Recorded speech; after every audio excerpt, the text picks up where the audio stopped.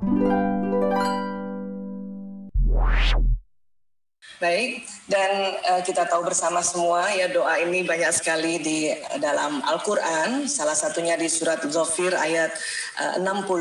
Bismillahirrahmanirrahim. Wa qala rabbukum ud'uni astajib lakum. Innallazina yastakbiruna an ibadati sayadkhuluna jahannam dakhirin. Ya. Dan ini kalau kita bisa terjemahkan, berdoalah kepadaku, niscaya akan ku perkenankan bagimu. Sesungguhnya orang-orang yang menyombongkan diri dari menyembahku akan masuk neraka jahanam dalam keadaan hina dina. Ya. Para ulama banyak sekali membahas tentang ayat ini, ya, dan memang di sini ada dua yang dipesankan oleh Allah. Kita diminta untuk senantiasa berdoa dan juga senantiasa beribadah, ya. Dan dikatakan juga kalau kita tidak mau berdoa dan tidak beribadah itu berarti menyombongkan diri dari menyembah Allah, dan ya azabnya masya Allah ya hina dina, ya. Astagfirullahaladzim, na'udzubillah min dzalik, ya. Baik, dan kemudian juga di dalam hadis Rasulullah, ya, wa qala sallallahu alaihi wasallam, ad-du'a'u silahul mu'minin wa imaduddin wa nurus samawati wal ard. Ya, tadi saya dengar bagus banget tadi teasernya, masya Allah. Doa itu senjata orang mukmin, tiang agama serta cahaya langit-langit dan bumi. Ya. Dan ini sering sekali kita dengar dan ini sudah kita pegang juga bahwa betul-betul doa ini sebuah senjata dan juga betul-betul tiang agama. Dan penelitian-penelitian terakhir pada saat orang yang sedang berdoa, ternyata betul-betul langit dan bumi itu bercahaya karena setiap orang berdoa itu akan keluar nur, akan keluar gelombang cahaya dari dalam tubuhnya, masya Allah. Ya. Dan kemudian juga, ya, ad-du'a'u huwal ibadah. Berdoa adalah termasuk bagian dari ibadah. Ya. Dan masih banyak lagi hadis-hadis Rasulullah yang memberitahu pada kita semua bahwa doa ini sangat luar biasa, dan bukan lagi luar biasa, ini memang betul-betul jadi andalan, ya. Bahkan tadi dikatakan senjata. Ya. Baik, saya mohon izin, barangkali hari ini kita akan banyak berbicara tentang bagaimana sih sebetulnya pada saat kita berdoa, apa sih yang terjadi. Namun tentu tidak bisa terlalu detail barangkali karena memang juga waktu dan juga memang keterbatasan ilmu pengetahuan saya, dan juga mudah-mudahan Allah senantiasa ya memberikan tambahan ilmu dan tambahan kefahaman tentang masalah doa ini. Ya. Baik. Seperti biasa di dalam kajian kita bersama bahwa kita akan bicara dulu tentang otak manusia, ya. Berkali-kali saya sudah sampaikan bahwa Allah menciptakan otak ini luar biasa. Ada dua jenis, ada otak besar dan ada otak kecil, kemudian terbagi dua, ya.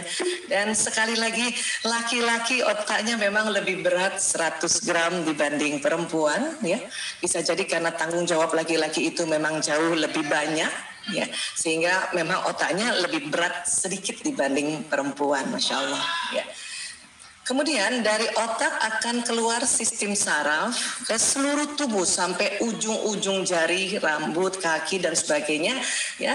Dan sistem saraf ini, ya, seperti ini, dia keluarnya lewat batang otak, lewat tulang belakang, dan ini banyak sekali serabut-serabutnya berkumpul dan kemudian sering disebut ya sumsum tulang belakang. Kemudian dari tulang belakang keluar sistem-sistem saraf, serabut-serabutnya ke seluruh tubuh, dan kerja dari sistem saraf seperti kabel listrik.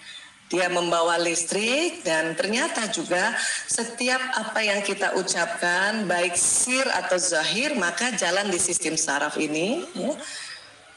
Untuk itulah makanya setiap langkah kita diminta untuk membaca basmalah, bismillahirrahmanirrahim, ya.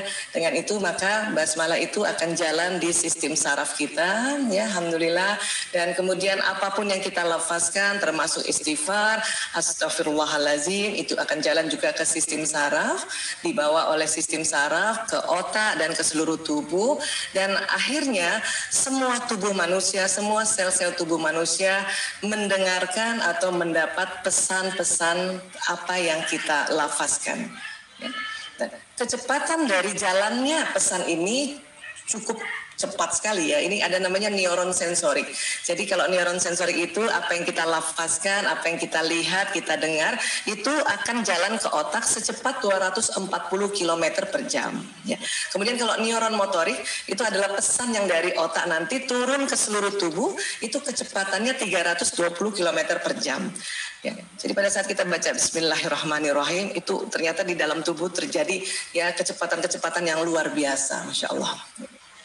Baik, dan kemudian juga ya selain di dalam lafaz kita mengucapkan basmalah, ternyata ya di satu tempat lagi yang waktu itu kita sudah bahas bahwa di kolbu itu terjadi sebuah proses juga ya, termasuk proses perekaman memori, termasuk proses juga ya pemberian ya atau pentransferan lagi informasi dari apa yang kita lafazkan ya. Jadi ini luar biasa kerjanya pada saat kecepatan 320 km per jam ya, masuk dulu ke kolbu kirim lagi ke seluruh tubuh lewat sistem saraf dan lewat pembuluh darah.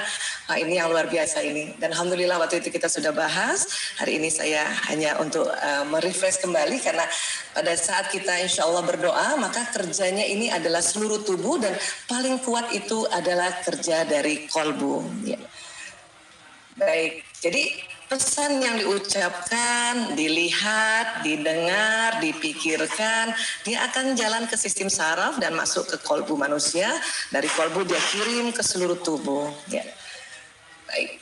Kemudian, ya, di dalam kajian-kajian terakhir ini oleh para ilmuwan dan kita juga sudah sempat membahas bahwa kolbu ini merujuk organnya adalah jantung ya, dikarenakan jantung banyak sekali fungsinya yaitu sebagai pemompa darah seluruh tubuh, kemudian juga ditemukan sekitar tahun 91 dan kemudian terus diteliti sampai sekitar tahun 2000 di jantung itu ada 40.000 neuron atau disebut sel otak ya.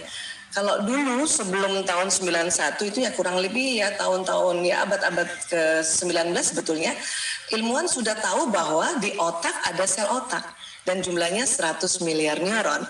Dan pada tahun mulai 91 ini abad-abad ke-21 ini ya baru ditemukan bahwa di jantung itu ada neuronnya dan jumlahnya 40.000 ya. Dan satu neuron kerjanya kayak satu komputer yang tercanggih di zamannya, Masya Allah. Dan satu neuron ini ya ini karena kayak komputer dan kita tahu juga banyak kabel-kabelnya, maka 100 miliar neuron yang ada di otak itu setiap saat, setiap detik terjadi sambungan-sambungan yang bentuk sambungan proses kimiawi dan juga terjadi juga proses fisika dan sini juga terjadi ya impuls-impuls listrik di dalam otak kita karena adanya neuron ini. Setiap apa yang kita lihat, kita dengar, kita hidup, kita lakukan, kita ucapkan, ya, ini akan terjadi sebuah koneksi neuron di dalam otak manusia. Ya. Nah, kemudian di jantung juga ternyata seperti itu.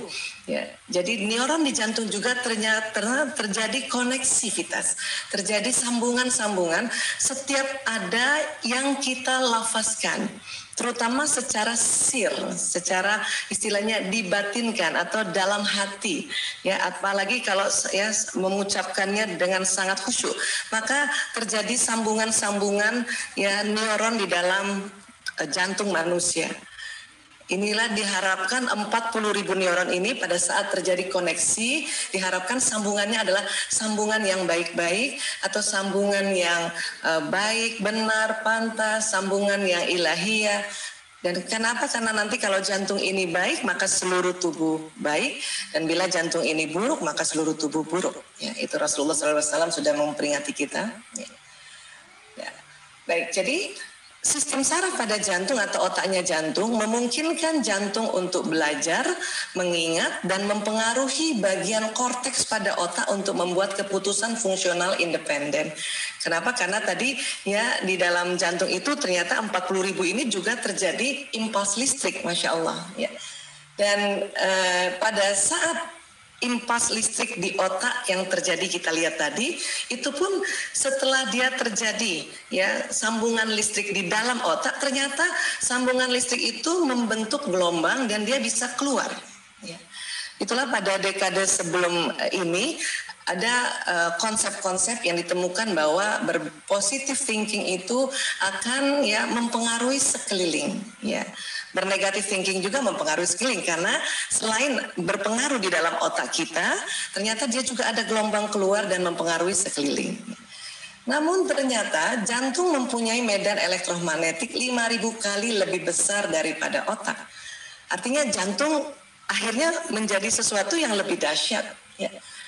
Nah, kemudian tubuh manusia selain mungkin nanti ya badan kita yang kita sebut badan seluler, ternyata kalau sudah dibuka lapisan-lapisannya, maka dia akan ya terbentuk sebuah molekul, nanti ya molekul terdiri dari atom, atom terdiri dari partikel subatom, kemudian terjadilah vibrasi kuanta dan akhirnya menjadi medan gelombang energi, ya. Jadi seperti ini, dan paling kencang atau paling power, paling kuat gelombang energinya itu adalah dari jantung. Setelah itu dari otak, dan setelah itu dari seluruh tubuh. Ya, Masya Allah. Kemudian Albert Einstein dalam teorinya ya, teori relativitas yang ditemukan Albert Einstein menyatakan bahwa massa benda tak lain sebagai bentuk energi. Energi tidak hanya menempati berbagai bentuk yang dikenal dalam fisika klasik, namun bisa terkurung dalam massa pada suatu objek. Ya. Artinya, menurut Einstein, semua benda itu ada energinya. Kalau dulu fisika klasik ya hanya mengatakan bahwa energi itu menempati bentuknya saja. Kalau ini badan kita ya bentuknya kayak badan kita. Tetapi Einstein bilang ada yang terkurung di dalam massa suatu objek. Ya, sehingga itulah menurut Einstein jumlah energi yang terkurung dalam sebuah partikel sebesar massa partikel dikalikan kuadrat kecepatan cahaya. Ya, inilah makanya ya setelah Einstein meneliti, banyak lagi ilmuwan yang meneliti dan disepakatilah betul-betul bahwa di tubuh manusia ini keluar ya berbagai energi yang dari tubuh, terutama dari jantung dan dari otak. Ya. Dan kemudian kalau di Quran di surat Yunus ayat 61 ya Bismillahirrahmanirrahim, kamu tidak berada dalam suatu keadaan dan tidak membaca suatu ayat dari Al-Quran dan kamu tidak mengerjakan suatu pekerjaan melainkan kami menjadi saksi atasmu di waktu kamu melakukannya. Ya. Kemudian tidak luput dari pengetahuan Tuhanmu biarpun sebesar zarrah. Ya, dan zarah ini diartikan partikel subatom, jadi benda yang sangat kecil di bumi ataupun di langit. Ya. Tidak ada yang lebih kecil dan tidak pula yang lebih besar dari itu, melainkan semua tercatat dalam kitab yang nyata di Lauh Mahfuz. Ya. Inilah semakin banyak ilmuwan juga dan para ulama yang mempelajari tentang energi, ya terus menggali ya bagaimana sih, apa aja sih yang nanti ya terjadi tubuh manusia.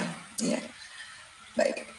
Dan akhirnya dalam sebuah bentuk diagram atau dalam bentuk seperti ini, maka ternyata benda itu cuma kecil. Di dalamnya ada molekul yang banyak, di dalamnya ada atom yang banyak, di dalamnya ada partikel atom yang banyak, dan ini masih tampak kalau sampai partikel subatom. Ya tadi zarrah tadi. Namun dari partikel subatom ternyata ada kuanta, setelah itu dari kuanta ada energi vibrasi dan ini jauh lebih besar. Memang dari kuanta dan energi vibrasi ini sudah tidak tampak lewat mata kita ya secara zahir mata ini gitu. Namun dengan berbagai macam alat-alat yang jauh lebih bisa menangkap yang energi vibrasi yang lebih kecil itu sudah bisa ditemukan. Walaupun belum bisa lagi sampai tahu bagaimana ya jauhnya energi vibrasi itu yang ada dari setiap tubuh manusia. Ya, Masya Allah. Dan Richard Feynman juga ya seorang fisikawan Amerika, karyanya perluasan teori elektrodinamika kuantum, dia mengenakan fenomena alam yang berkaitan dengan energi sangat erat kaitannya dengan fisika kuantum. Ya. Di mana energi dapat menembus ruang dan waktu.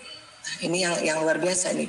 Jadi artinya kalau energi dapat menembus ruangan dan waktu, termasuk energi yang kita pakai di dalam Zoom ini menembus rumah kita masing-masing, ternyata ya tubuh manusia yang mengeluarkan energi dalam bentuk kuantum ini menembus ruang dan waktu juga.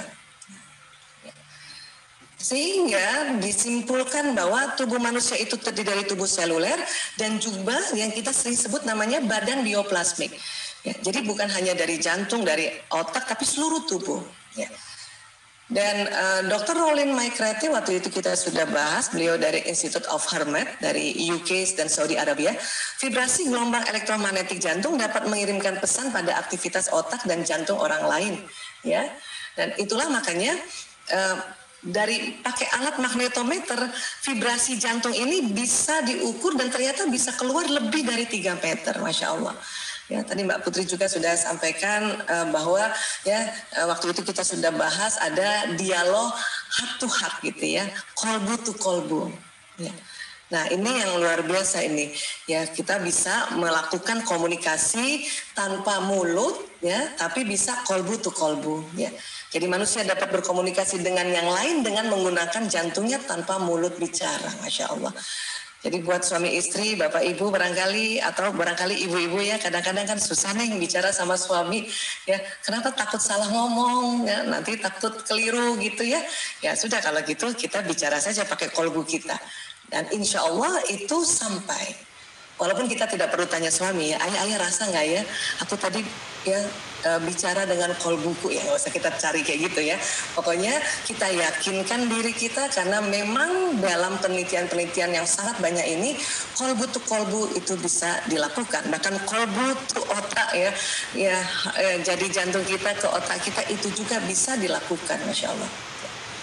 Baik, sehingga kalau kita tahu bahwa jantung tadi bisa memberikan gelombang, otak memberikan gelombang, keluarnya dari mana? Dan seluruh tubuh juga memberikan gelombang, keluarnya dari mana?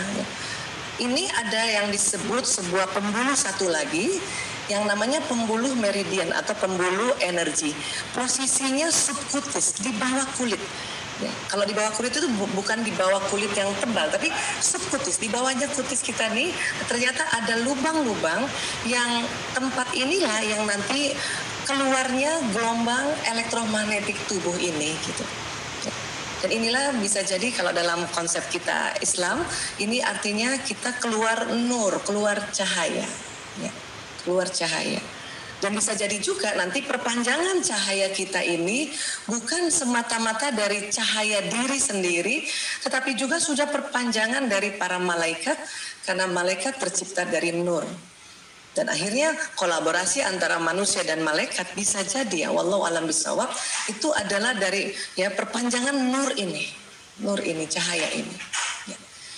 Baik, dan kalau kita bisa lihat secara anatomi, ya titik-titik pembuluh meridian itu seperti ada pintunya. Ya, ini di dalam itu jumlahnya sekitar 360 ya. Ini ada 7 yang besar ya. Ini seperti pintu, dan ini di bawah kulit, dan dia bisa berputar, dan berputarnya ke kiri. Jadi seperti orang bertawaf. Terkadang putarannya lancar, terkadang putarannya lambat. Kalau putarannya lancar, maka tentu gelombang energi yang keluar semakin cepat dan semakin panjang. Tapi kalau putarannya terhambat, makanya kita juga ya akan terasa sesuatu badan kita berat. Ya. Namun dari konsep anatomi pembuluh meridian tadi ternyata bisa juga menangkap energi dari luar tubuh kita. Itulah makanya mengapa kita bisa saling memberikan doa, saling memberikan ya komunikasi kolbu to kolbu, kolbu to otak, kolbu ke seluruh tubuh. Karena ternyata pembuluh meridian itu selain dia mengeluarkan gelombang, dia juga menangkap gelombang. Ya. Makanya ada istilah kontak batin. Ya. Dan di dalam lebih detail lagi dia terbagi-bagi. Ada yang nanti mental center, ada yang feeling center, ada yang will center. Ya. Inilah betul-betul ada yang disebut kontak batin, itu betul-betul ada dan tubuh kita menerimanya. Ya. Kemudian nanti pun diproses di dalam otak dan diproses di dalam kolbu. Ya. Nah, kemudian secara anatomi lebih dalam lagi, sinyal ini atau gelombang ini terdiri dari berlapis-lapis. Lapisan yang paling dekat dengan tubuh manusia disebut lapisan gelombang eterik. Kemudian lapisan yang agak jauh sedikit, kurang lebih bisa sekitar 1-2 meter, itu gelombang astral ini. Kemudian ada lagi lapisan ini yang kita lihat sebagai elips seperti ini, itu lapisan gelombang kausal. Nah ini bisa kalau kita sehat nih insya Allah bisa 6-8 meter kanan, kiri, depan, belakang ya. Kalau kita dalam kondisi sehat. Tapi kalau kita dalam kondisi sakit, ini maka bisa sangat memendek ya. Nah, kemudian ada satu lagi gelombang yang disebut spiritual, dia keluar dari lapisan setelah kausal dan ini yang tidak bisa diukur jaraknya. Makanya para ahli mengatakan gelombang spiritual ini jaraknya no hertz ya. Jadi nggak bisa terukur. Inilah yang diberitakan tadi bahwa ini yang menembus dinding rumah, menembus jalan, jadi menembus ruang, menembus waktu. Ya, inilah gelombang spiritual. Ya. Gelombang spiritual ternyata keluar dalam kondisi kita berdoa, kemudian berniat dan juga berprasangka. Cuman ya ini berandai-andai ya, ini masih dianalisa, masih ditunggu lagi bagaimana alat yang bisa mencapai ya. Berdoa lebih panjang daripada berniat dan berniat lebih panjang dari berprasangka. Ya. Hanya berprasangka walaupun pendek sinyalnya, tapi setiap orang itu kurang lebih setiap harinya 60.000 kali berprasangka. Nah, ini 60.000 inilah ini bagaimana komposisinya, apakah masih yang husnuzon lebih banyak atau suuzon yang lebih banyak? Karena apapun prasangka kita itu dia akan keluar dan dibawa oleh gelombang spiritual, terakses ya, terbroadcast ke alam semesta dan ini bisa menarik peristiwa, ini bisa menarik kejadian. Karena gelombang ini, terutama gelombang spiritual, selain fungsinya dia membroadcast ya pesan, baik pesan doa, niat, prasangka, tapi dia juga mempunyai kekuatan magnetik, dia bisa menarik ya. Seperti apa yang didoakan, seperti apa yang diniatkan, dan seperti juga apa yang diprasangkakan ya. Sekarang, prasangka itu sebetulnya meliputi apa? Ternyata prasangka itu meliputi pikiran dan perasaan kita. Apa yang kita pikirkan dan apa yang kita rasakan itu dikategorikan prasangka atau zon. Ya, dan kita tahu bersama dia terbagi dua, husnuzon dan suuzon. Ya. Kemudian dalam surat Al-Hujurat ayat 12, Bismillahirrahmanirrahim, hai orang-orang beriman, jauhilah kebanyakan prasangka karena sebagian prasangka itu dosa. Ya, tentu yang suuzon tadi. Ya, ini sudah diwanti-wanti oleh Allah bahwa sebagian prasangka itu dosa, ya, membawa banyak keburukan. Ya.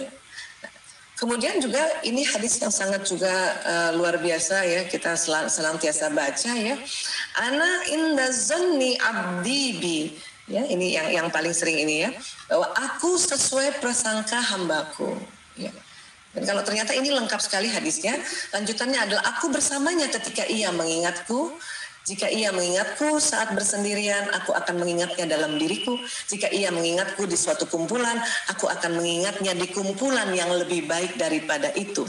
Ya, makanya Allah ya sering berkumpul nih, malaikat-malaikat berkumpul, makanya Allah akan cerita tentang diri kita, Masya Allah. Ya. Nah, kalau dikatakan bahwa aku sesuai prasangka hambaku, ya itu ternyata betul-betul Allah membuat konsep di dalam tubuh kita. Pada saat kita berprasangka sesuatu, maka itu akan ditarik. Ya. Ini baru dari satu sisi saja ya, wallahu a'lam bishawab, karena ini baru bisa kita bahas seperti ini ya. Dan kemudian ilmuwan juga ada mengatakan ada hukum projection katanya, law of projection ya.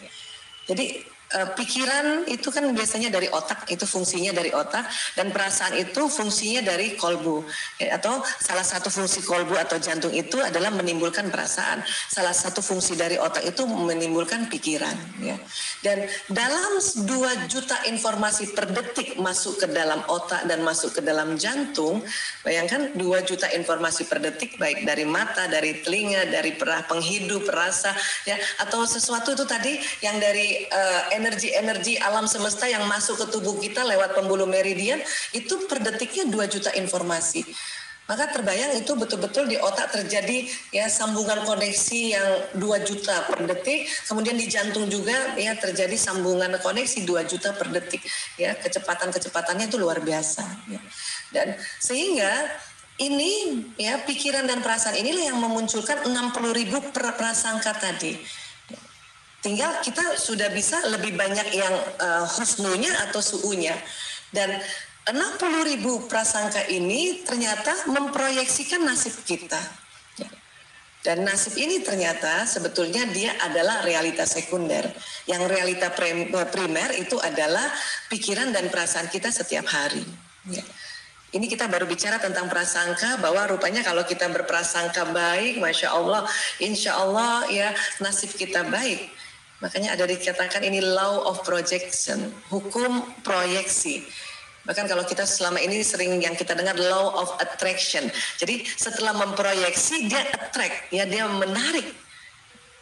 Ini luar biasa dan ini kerja dari sebuah sistem yang Allah sudah buat ya sejak kita masih dalam kandungan ternyata. Ya. Baik, kemudian niat. Tadi kita prasangka, sekarang niat ya. Innamal a'malu binniyat wa likulli amri ma nawa. Amal itu tergantung niatnya dan seseorang hanya mendapatkan sesuai niatnya ya. Dan kita juga tahu bersama tadi setelah kita belajar tentang sistem saraf, rupanya apabila kita niat, maka niat itu jalan ke sistem saraf kita.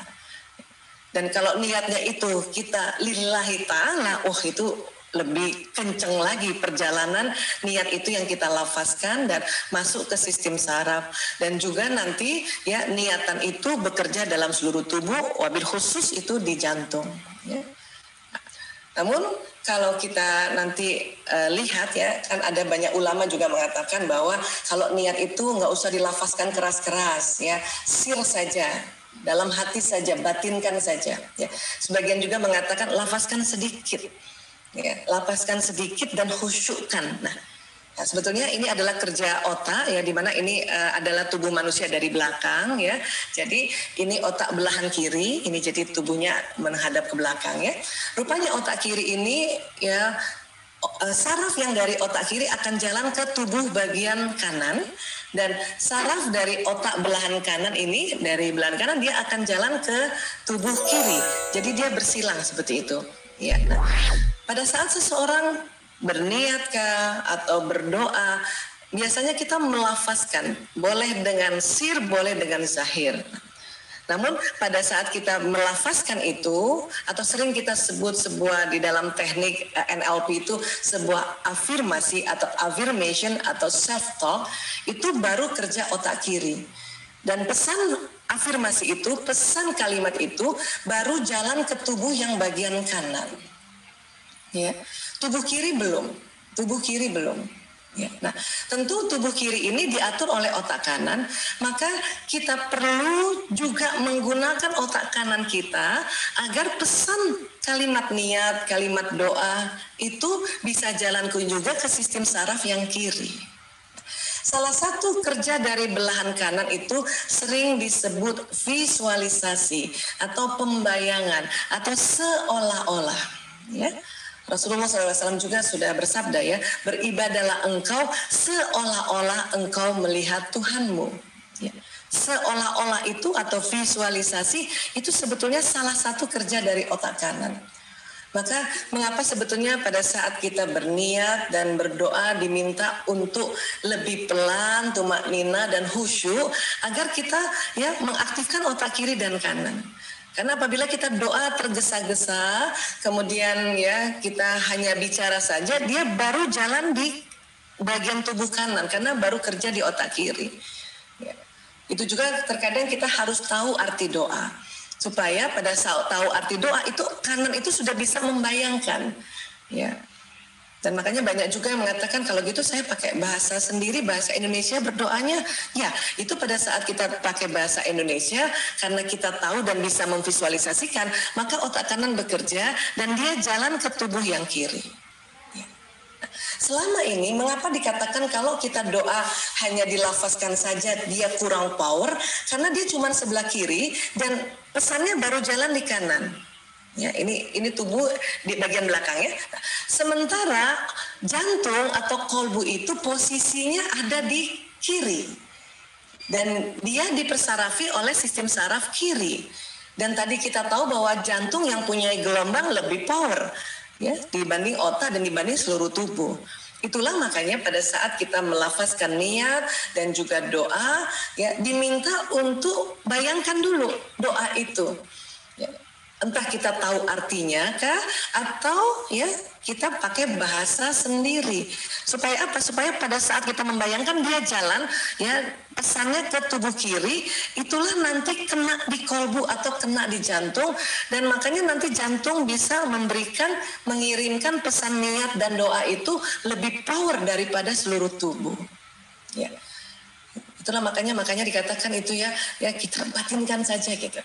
Nah, sebetulnya bisa dizohirkan dan disirkan atau dilafazkan sedikit dan juga di dalam hati atau dibatinkan istilahnya ya. Tapi kita tahu artinya gitu. Atau kita bisa bayangkan apa doa itu supaya otak kanan bekerja dan dia jalan di tubuh kiri. Ya, baik. Kemudian jadi kalau niat lillahi ta'ala berarti pada saat kita niatkan itu, ya Allah saya niat ya Allah ya pergi Mekah insya Allah tahun depan 2021 lillahi ta'ala gitu. Nah kemudian sebisanya langsung kita bayangkan 2021 ya Mekah sudah diperbolehkan, Madinah sudah diperbolehkan, kemudian ya kita lihat semuanya sehat ya, itu akan membuat otak kiri kanan bekerja, maka seluruh sistem saraf membawa pesan. Wabil khusus itu yang mengarah ke jantung ya. Karena kalau ini kan jantung dia cenderung ke kiri ya, makanya dia dipersarafi oleh ya saraf yang ada di tubuh kiri dan dia diatur oleh otak yang kanan. Ya. Dan kemudian tentu seperti selama ini dan tidak pernah berhenti adalah gelombang elektromagnetik keluar dari tubuh kita lewat pembuluh meridian. Ini tidak pernah berhenti. Tidur pun bergelombang, ya, jongkok pun bergelombang, duduk pun bergelombang. Hanya nanti akan berbeda panjang pendeknya. Ya, Masya Allah. Nah, jadi pada saat kita berniat, maka niat itu setelah dilafazkan jalan dan dia terbroadcast lewat sistem saraf dan maka akan ditarik apa yang tadi kita niatkan. Ya. Itu juga ya, pada kemarin kita sudah pernah belajar manusia adalah magnet dan setiap detil peristiwa yang dialaminya datang atas daya tarik undangannya sendiri. Kalau dalam sebuah ya magnet dunia ini kayak gini nih, ada kutub utara, ada kutub selatan. Ternyata memang bentuk magnet ini yang mempengaruhi nanti setiap apa niatan kita, prasangka kita, doa kita, insya Allah. Dan kemudian dalam surat Az-Zariyat ayat 23 ini juga sering kita ya sebutkan. Bismillahirrahmanirrahim. Fa wa rabbis samai wal ard innahu lahaq mithla ma annakum tantikun. Maka demi Tuhan langit dan bumi, sungguh apa yang dijanjikan itu pasti terjadi seperti apa yang kamu ucapkan. Ya, berarti ucapkan yang ada di benaka, ucapkan yang ada di kolbuka, dan hati-hati ucapan yang ada di tulisan. Makanya hati-hati bikin status. Ya. Baik, kemudian nanti bedanya niat dengan doa apa?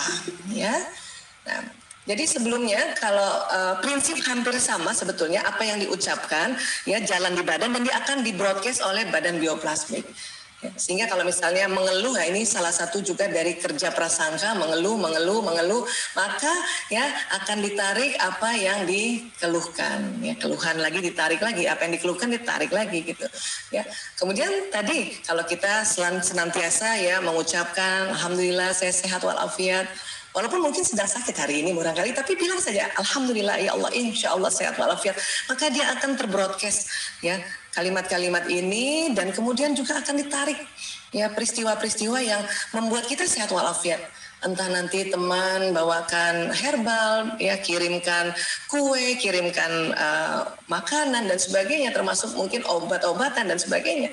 Ini akan ditarik, ya. Dan juga kalau kita tadi ya gelombang cinta tadi ya kita tebarkan, ya. Kita bilang saja, terutama pada pasangan, ya Allah saya mencintai suamiku lillahi ta'ala karena engkau ya Allah. Oh itu makanya nanti akan terbroadcast bentuknya ini ya. Dan nanti jangan salah akan ditarik juga apa yang tadi kita broadcast, maka akan ditarik juga cinta ya. Banyak sekali ibu-ibu begini, punten bapak-bapak ya, ibu-ibu selalu bilang, kenapa sih kita duluan yang ngomong begitu Bu Aisyah? Ya tidak apa-apa, kenapa? Karena akan ditarik juga.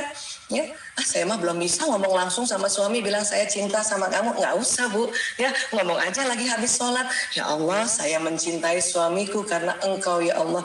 Itu kalau kita ucapkan, lafazkan dan kemudian kita bayangkan, Allahu Akbar. Makanya cinta itu akan terbroadcast dan akan ditarik juga cinta-cinta. Bahkan ya yang suami yang biasanya nggak pernah bilang aku cinta padamu atau menunjukkan rasa cintanya, tiba-tiba dia akan berubah seperti itu. Ya, Insya Allah ya.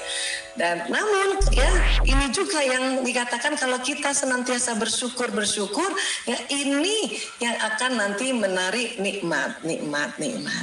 Tapi kalau kita kufur nikmat maka akan ditarik azab.